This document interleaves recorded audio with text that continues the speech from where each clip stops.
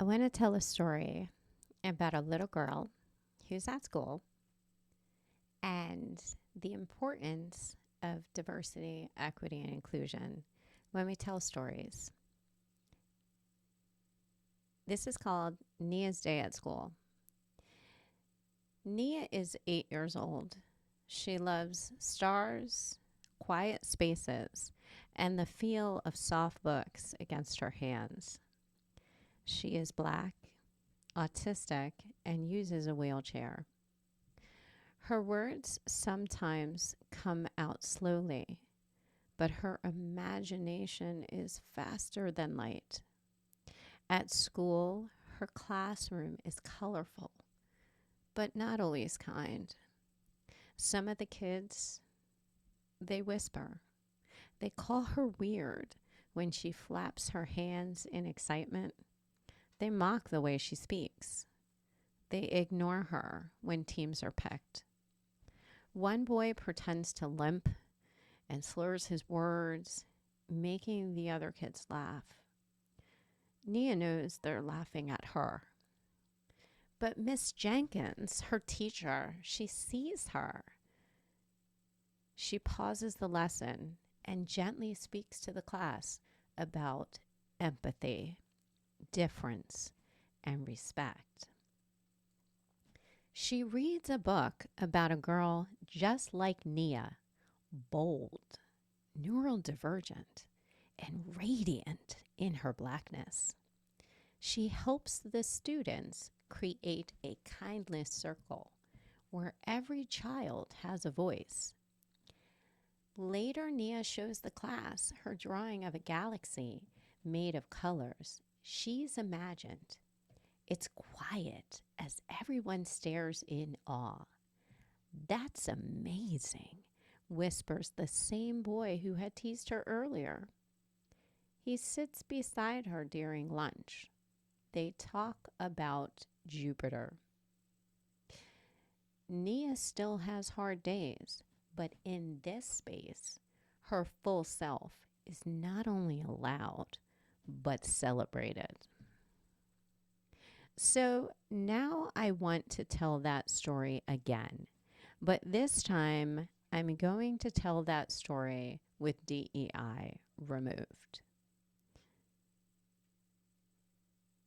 A girl goes to school. A girl goes to school. She's quiet. Some of the kids laugh at her when she waves her hands a lot. They whisper things about the way she talks. One boy makes fun of how she moves. Others laugh. The girl looks down at her lap. The teacher keeps writing on the board. No one says anything. Later, she draws a picture. It's full of color, but no one really cares. She eats alone. The kids keep laughing.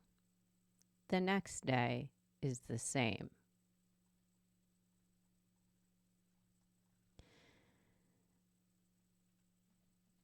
So when I told you about version 1, we saw Nia. We really saw her.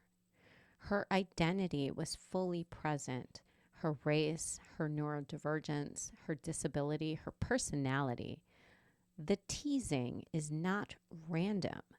It's rooted in ableism, racism, and misunderstanding. The teacher's actions are grounded in inclusive practice. The moment of connection is authentic and transformative. But in version 2, Nia's invisible.